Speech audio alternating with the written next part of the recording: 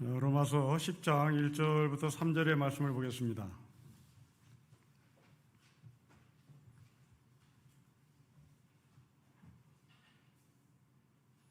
(10장 1절부터 3절의) 말씀을 우리 한 절씩 기도하겠습니다. 형제들아, 내 마음에 원하는 바와 하나님께 구하는 바는 이스라엘을 위함이니 곧 그들로 구원을 받게 함이라.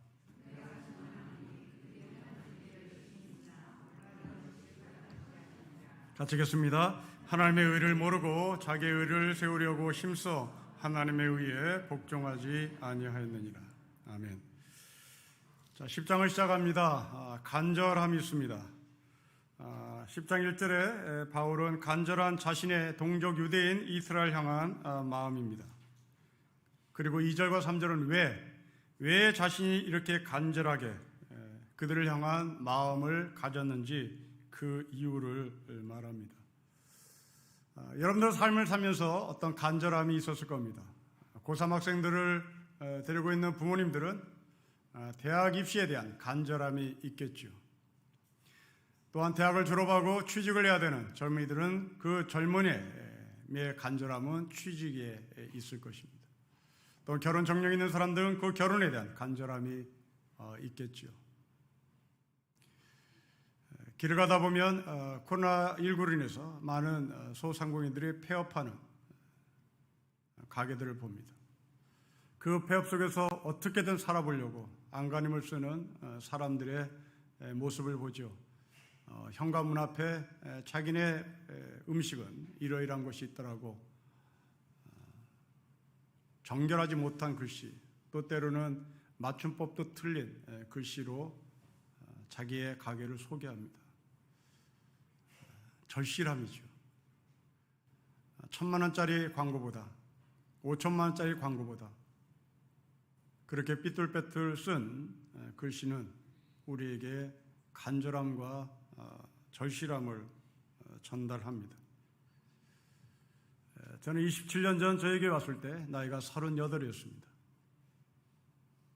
저의 간절함은 하나님께서 나에게 주신 이 신령교회를 어떻게 책임지고 끌고 갈 것인가에 대한 간절함이었습니다.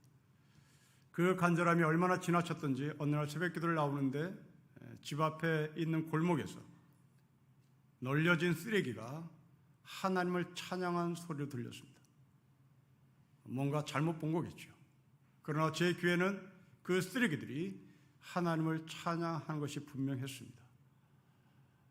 신림교회 아는 사람 한 명도 없고 인맥도 없고 항맥도 없고 아무것도 없는 제가 갖는 절실함, 바로 그것이 저에게는 환상으로 헛개비로 보였을지도 모릅니다. 지금 바울은 이렇게 유대인들을 향한, 이스라엘 사람들을 향한 간절함으로 10장을 시작합니다. 도대체 무슨 이유로 간절함이 이 바울의 마음을 움직였을까? 그 이유를 찾아보도록 하겠습니다. 여러분 2절부터 3절의 말씀입니다. 우리 같이 한번 읽겠습니다. 시작. 내가 증언하노니 그들이 하나님께 열심히 있으나 올바른 지식을 따른 것이 아니니라. 하나님의 의를 모르고 자기의 의를 세우려고 힘써 하나님의 의에 복종하지 아니하였기 때문입니다. 여러분 2절과 3절을 관찰해 보십시오. 지난주처럼 바울은 한 단어를 가지고 하나님의 열심이라는 표현을 쓰고, 또 하나는 오늘 본문에 나오지 않지만 사람의 열심이라는 의미를 사용합니다. 또한 3절에는 의라는 단어를 가지고 하나님의 의라는 표현을 쓰고 자기의 의라는 표현을 씁니다. 하나님의 열심, 자기의 열심, 하나님의 의, 자기의 의입니다. 결국 인간의 열심, 자기의 의가 잘못됐다는 것을 지적하는 것이죠. 여러분 열심도 의도 올바른 의, 잘못된 의, 올바른 열심, 잘못된 열심이 있다라는 말입니다. 바울은 예수를 만나기 전에 참 열심의 사람이었습니다. 그리고 예수를 만난 이후에도 열심의 사람이었습니다. 바울은 예수를 만나기 전에 게으른 사람이 아니었습니다. 바울은 예수를 만나기 전에 개차반의 삶을 산 사람이 아닙니다. 바울처럼 반듯하게 산 사람은 아마도 이 세상에 없을 겁니다. 예수를 만나기 전 바울의 삶은 정말 열심이었습니다. 유대교의 열심이었습니다. 자기 동족보다 더 열심이었습니다. 예수를 믿는 사람을 잡으러 다니는 열심의 삶을 살았습니다. 그런데 예수를 만나고 난 이후에 바울은 자신이 예수를 만나기 전에 살았던 모든 열심은 헛된 열심이라고 시인합니다. 그리고 예수 그리스도 이후의 삶에 대한 열심이 무엇인지를 우리에게 가르쳐줍니다. 이를 영국에서 시작한 퀘이커 교도라는 교도가 있습니다. 영국 국교회인 성공에 저항을 해서 믿음의 신앙의 자유를 지키려고 했던 사람입니다. 우리나라에서 무교회주의자들과 영성을 같이 합니다. 우리나라의 지도자였던 함석헌 선생이 이 퀘이커 멤버십을 가진 사람입니다. 어느 누구도 따라올 수 없는 하나님을 향한 열심이 출중했던 사람들입니다. 그런데 훗날 이 중에 한 지도자가 신비주의에 빠지고 말았습니다. 열심은 열심이었으나 결론은 잘못된 열심이라는 것을 증명한 셈입니다. 통일교회 문선명, 이 사람은 예수를 믿은 사람입니다. 이 사람이 통일교를 만들기 전에 정말 헌신된 열심의 사람이었습니다. 그러나 이 사람은 잘못된 열심이라는 것을, 아니 잘못된 열심으로 빠져들고 말았습니다. 전도가는 박태선, 제 친구 중에 초등학교 때 이 박태선이 자기 교회 집사였던 것을 기억하는 친구가 있습니다. 초등학교 아이의 눈에 비춰진 이 박태선 집사는 머리 뒤에서 광채가 났다고 합니다. 초등학교 아이가 본 당시 박태선 집사의 뒷모습입니다. 광채가 날 정도로 하나님을 향한 열심이 대단했습니다. 그러나 잘못된 열심으로 빠졌습니다. 열심, 바울이 지적합니다. 이것이 제대로 된 열심인지 이것이 잘못된 열심인지를 지적합니다. 대통령 후보로 나온 한 후보자가 자신의 손에 왕자를 쓰고 나왔습니다. 대통령이 되고 싶은 간절함이었겠습니다. 그 간절함이 열심으로 드러났습니다. 그 열심으로 자기를 대통령으로 뽑아달라고 사람들에게 외쳤습니다. 그러자 같은 당 경쟁 후보자가 그에게 복음을 전하고 싶다고 전했습니다. 그들도 간절할 것입니다. 예수를 알지 못하는 경쟁자인 그 사람이 안타까워 자신은 그 사람에게 복음을 전하겠다, 예수를 전하겠다라고 간절한 마음을 전합니다. 그리고 열심을 부리겠죠. 언젠가는 그 사람에게 예수를 전하려고 기회를 보겠죠. 제3자가 볼 때는 하나님이 센가 무당이 센가 경쟁하는 것처럼 보입니다. 과연 이 모습을 우리는 어떻게 봐야 할까? 이 모습을 우리는 어떻게 해석해야 될까? 우리의 숙제입니다. 우리도 기독교인이기 때문에 복음을 전하고 싶다는 이 사람에게 더 많은 점수를 줘야 될 것인가? 이 사람이 옳은 것인가? 점점 성도가 줄어든 한국교회, 이렇게 전도를 해서라도 한 사람을 붙잡아 놓는 것이 우리의 사명이라고 말할 수 있을지도 모르겠습니다. 그러나 저는 반대합니다. 우리가 바랄 기준은 그 사람을 전도하느냐 전도하지 않느냐가 아니라 그 사람이 왜 전도하고 싶으냐, 그 사람이 간절하게 열심을 부려 복음을 전하고 싶은 이유가 무엇인지를 물어야 할 것입니다. 왕자에 손바닥에 왕자를 쓰고 나온 사람의 간절함은 도대체 무엇에 근거한 간절함입니까? 여러분, 대통령이 되고 싶은 간절함, 그 간절함이 잘못된 열심으로 갈 수 있습니다. 올바른 열심으로 갈 수가 있습니다. 잘못된 열심으로 가면 그 한 사람의 잘못된 선출로 말미암아 나라가 도탄에 빠질 수 있고 국민은 고통 가운데 처할 수 있습니다. 여러분, 이 시대는 군림하는 왕을 뽑는 시대가 아닙니다. 대통령은 왕이 아닙니다. 대통령은 국민을 섬기는 종입니다. 이미 손바닥에 왕자를 쓰고 나왔다는 것은 이 사람의 대통령의 개념을 잘못 잡고 있다는 말입니다. 그러게 그 사람은 권력을 가지면 호가호식을 할 것이고 그가 권력을 가지면 자기의 정적을 칠 것입니다. 그러나 섬기는 대통령, 국민을 섬기는 종으로서의 대통령의 개념을 가진 사람은 정적을 치지 않을 것입니다. 머슴이 되었기에 호가호식을 하지 않을 겁니다. 왜 열심을 부리는지 그 철학이 중요하다는 말입니다. 우리는 잘못된 종교적 열심이 이 나라를 도탄에 빠진 역사를 피부로 경험한 민족입니다. 고려시대에는 신돈이란 중이 고려를 말아먹었습니다. 조선시대에는 민비라는 국모가 궁안에 무당을 들여드렸습니다. 그리고 그 무당에게 관직을 줬습니다. 진령군이라는 칭호를 주며 그 사람을 국가 고위 관료에 올렸습니다. 서울시를 하나님께 봉헌한다고 헌신한 지도자는 뒤에서 온갖 탐욕과 극치를 보였습니다. 탄핵당한 여성 대통령은 젊은 시절 사이비 목사에 심취했습니다. 그리고 그 사이비 목사에 따른 대통령 뒤에서 국정을 농단했습니다. 그들은 열심을 부렸을 겁니다. 그들은 인님을 다하여 자신의 간절함을 토로했고 그 문제를 해결하려고 무당에게 물었을 것입니다. 바울은 이런 점을 지적합니다. 올바른 열심, 올바른 지식이 뭔가, 잘못된 열심, 잘못된 지식이 무엇인가를 지금 묻고 있습니다. 여러분, 올바른 지식이란 무엇입니까? 올바른 열심이란 무엇입니까? 공부를 많이 하면 올바른 지식을 가질 수 있겠습니까? 그렇다면 바울은, 예수를 믿기 전에 바울은 PhD 학위를 가졌던 박사입니다. 그렇다면 이 사람은 올바른 지식을 갖고 있는 사람이 있어야 되는 겁니다. 그러나 자신은 예수 그리스도를 만난 이후에 자기가 시인합니다. 내가 배운 모든 지식은 똥에 불과했다. 내가 배운 모든 지식은 배설물이라고 쓰레기에 내던집니다. 이 땅의 석박사들을 보십시오. 이 땅의 4대강을 오염시킨 환경 박사들을 보십시오. 그들은 분명히 교과서를 들고 있습니다.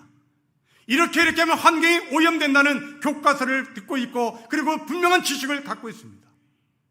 그러나 그 지식을 올바른 열심에 쓰지 않고 잘못된 열심에 썼습니다.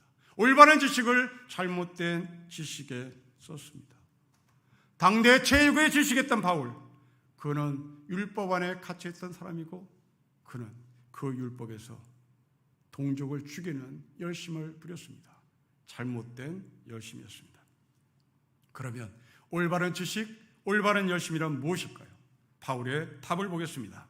여러분 3절 말씀을 같이 읽겠습니다. 시작. 하나님의 의를 모르고 자기 의를 세우려고 힘써 하나님의 의에 복종하지 아니한 것입니다. 올바른 지식의 기준입니다.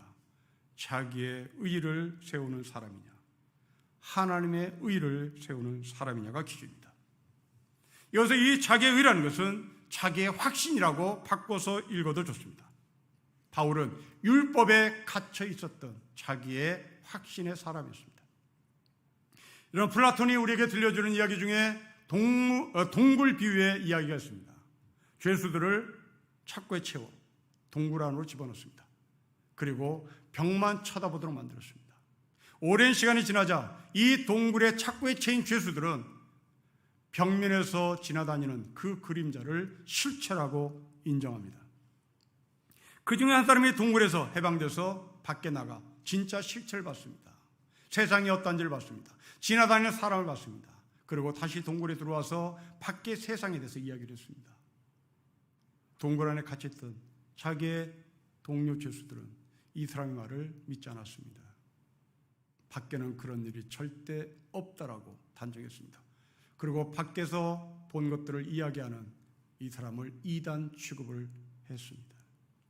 동굴에 갇혀 있었던 당시 죄수들이 밖에 대한 생각이 애당초 없었다는 말입니다.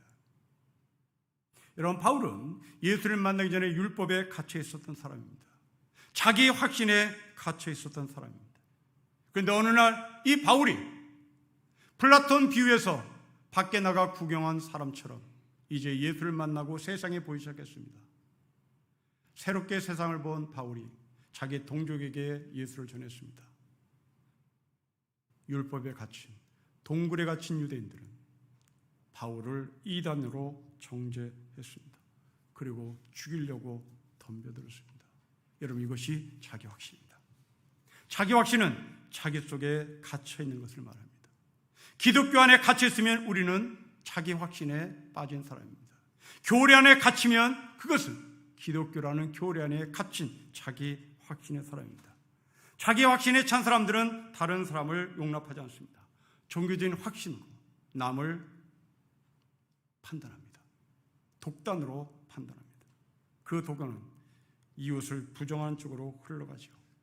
남의 말에 귀를 기울이지 않습니다. 하나님의 말씀에도 귀를 기울이지 않습니다.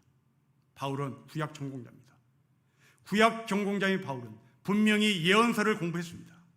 예언서를 읽은 것이 아니라 예언서를 공부했습니다. 그리고 그 예언서에 대해서 레포트까지 써낸 학생입니다. 그 예언자들이 예수가 온다, 메시아가 온다라는 것을 분명히 읽었습니다. 그리고 공부했습니다. 메시아가 왔습니다. 그러나 자기 확신에 갇힌 이 바울은 예수를 메시아로 인정하지 않았습니다. 예수를 믿는 자들을 죽이러 다녔습니다. 오히려 자기의 의를 세우려고 하나님의 이름을 욕되게 하는 것이 바로 자기 확신에 갇힌 사람들입니다. 요즘 오징어 게임이라는 드라마가 전 세계에 선풍적인 인기를 끌고 있는 것으로 알고 있습니다. 이 드라마에서 자기 확신에 찬 기독교인들의 모습을 서너 가지로 우리에게 보여줍니다. 징검다리 건너기 게임에서 상대방이 달에서 떨어지자 자신이 살아남았다는 이유, 자신이 살아났다는 것 때문에 하나님 앞에 감사 기도를 올리는 사람이 등장합니다. 아내를 때리고 딸에게 성폭행을 시킨 이 목사가 습관적으로 하나님 앞에 용서를 구하는 모습도 등장합니다. 눈이 가려진 채 양손이 착고에 채워 비 오는 거리에 내던져진 사람을 보고 포승줄을 풀어주고 눈에 안대를 풀고 나서 곧바로 하는 얘기입니다. 예수 믿으세요. 여러분, 이 세 사람은 인간의 염치를 모르는 사람입니다. 인간의 예의를 모르는 사람입니다. 인간의 고통을 모르는 사람입니다. 자기가 죽였습니다. 징검다리 건너는 자리에서 자기가 밀어들어 죽였습니다. 그리고 자기가 살았습니다. 여기 어떻게 감사가 나옵니까? 자기가 사람을 죽였다는 사실로 인해서 고통스러워하는 것이 인간의 예의입니다. 딸을 성폭행하고 하나님 앞에 용서를 구하는 목사는 염치가 없는 사람입니다. 비 오는 거리에 내던진 사람을 구해주며 괜찮으세요? 병원 가야 되지 않겠어요? 그렇게 말하는 것이 인간의 상식일진데 괜찮냐고 묻는 것이 아니라 예수 믿으세요 말하는 것은 대체 어떠한 삶을 살겠다는 철학을 갖고 있는 기독교인인지 우리는 묻지 않을 수가 없습니다. 상식이 결여된 자기 확신에 가득 찬 잘못된 기독교는 2000년 전에 유대교에 갇힌 이스라엘 백성과 별반 다른 것이 없습니다. 그러면 대체 무엇이 올바른 지식이며 무엇이 올바른 열심입니까? 여러분 3절 말씀을 다시 보십시오. 하나님의 의를 드리는 것이 올바른 지식입니다. 이것이 참된 열심입니다. 하나님의 의를 드린다는 건 우리는 익숙한 말입니다. 하나님의 의를 드린다는 것이 뭔지를 모르기 때문입니다. 하나님의 의를 드린다는 것이 무엇일까요? 하나님의 의를 드린다는 것은 하나님을 의지하는 것을 말합니다. 마태복음 8장에 보면 로마의 백부장이 예수를 찾아온 이야기가 나옵니다. 그리고 백부장은 예수께 간청합니다. 우리 집에 종 하나가 병들어 누워 있습니다. 그것을 고쳐달라고 합니다. 여러분, 간절합니다. 우리는 여기서 질문합니다. 왜 백부장은 이렇게 간절하게 종을 고쳐달라고 이야기할까요? 고대 시대의 종은 돈 주고 사는 물건이었습니다. 분명히 백부장, 군인 집의 종이라면 당시 군인은 각광받는 직업이었으니 최고의 종을 샀겠죠. 최고의 종이라는 것은 비싼 종을 말하겠죠. 비싸게 투자를 했다는 얘기입니다. 비싸게 투자한 그 종이 누웠습니다. 본전값이 나는 겁니다. 그래서 이 사람은 간절히 예수께 고쳐달라고 말할 수도 있습니다.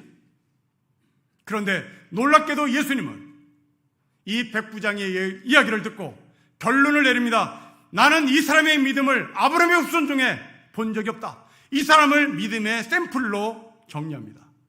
여러분, 왜 그랬을까요?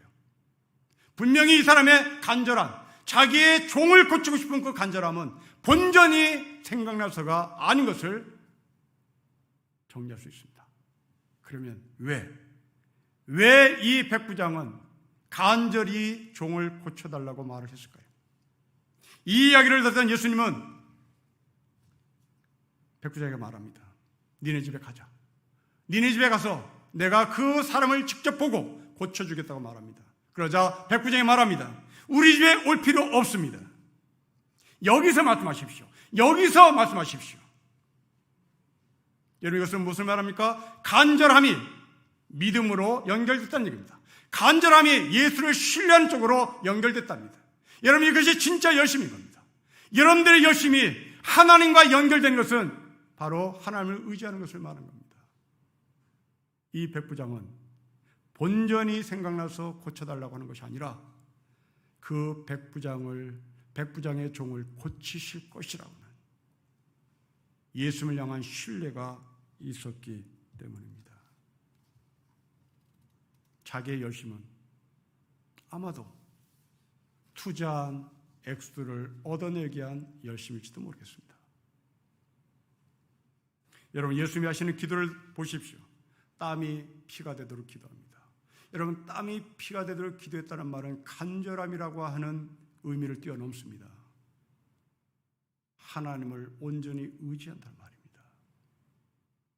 여러분, 이 세상의 어떤 종교도 간절하게 기도하지 않는 기도 없습니다. 기독교인들은 5시에 새벽기도 나오지만 불교인들은 새벽 2시에 올라갑니다. 간절함으로 자면 그들이 더 간절합니다. 열심으로 자면 그들이 더 열심입니다. 예수님의 간절함은 불교의 간절함이 아니라 인간의 열심의 간절함이 아니라 하나님을 온전히 의지하기 위한 몸부림이었습니다.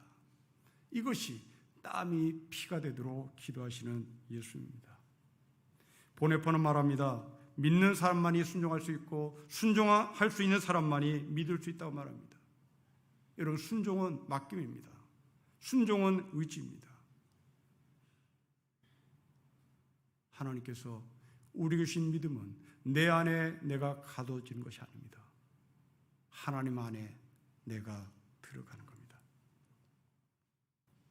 로이드 존스 목사의 경험 이야기를 들려드리겠습니다. 자기 동네에 한 목사가 은퇴를 했습니다.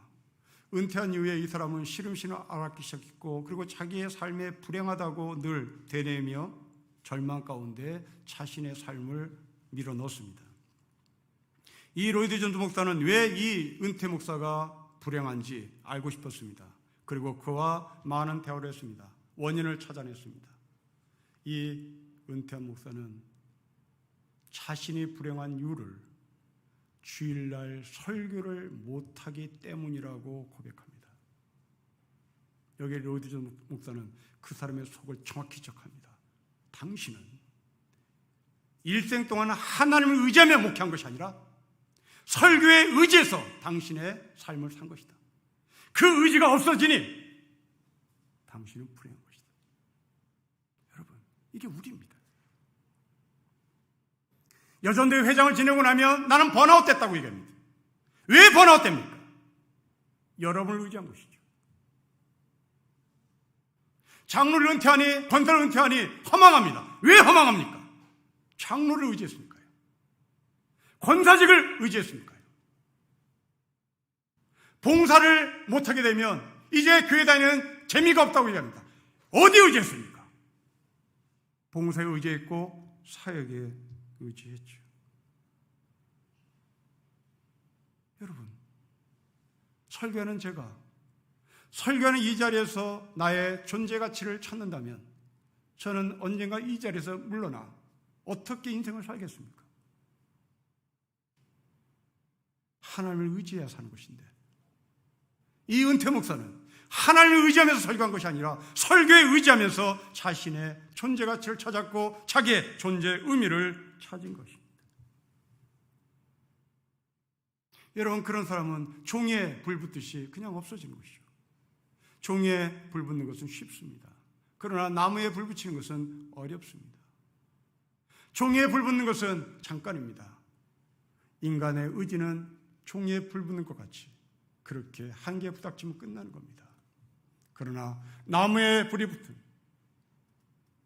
그 불은 오래갑니다.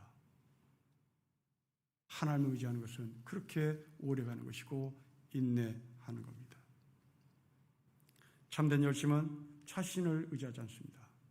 참된 열심은 자신을 신뢰하지도 않습니다. 아무리 성과가 좋다고 기고만장하지 않습니다. 열매를 맺지 못했다고 해서 절망하지 않습니다. 성과가 좋을 때는 겸손합니다. 열매를 맺지 못할 때는 자신을 돌아봅니다. 그리고 하나님께 간구합니다. 고린도전서 15장에서 바울은 말합니다. 나는 모든 사도보다 더 많이 수고했다고, 열심을 부렸다고 얘기합니다. 그리고 이어서 바울은 곧바로 이런 말을 남깁니다. 내가 아니요 나와 함께 하신 하나님의 은혜였다고. 여러분, 그렇습니다. 하나님을 의지하는 것이 풍성한 것입니다. 저희가 어릴 적 부잣집 아이와 가난집 아이의 기준은 옷을 어떻게 입느냐에 따라 달라졌습니다. 옷을 내년에도 입을 것을 계산해서 크게 옷을 입은 아이는 가난한 집 아이입니다. 자기 몸에 딱 맞게 옷을 입은 아이는 부잣집 아이입니다. 그러나 저는 그 가난한 집에 넉넉한 옷을 목사의 관점에서 해석하고 싶습니다. 아니, 성경의 관점에서 해석하고 싶습니다.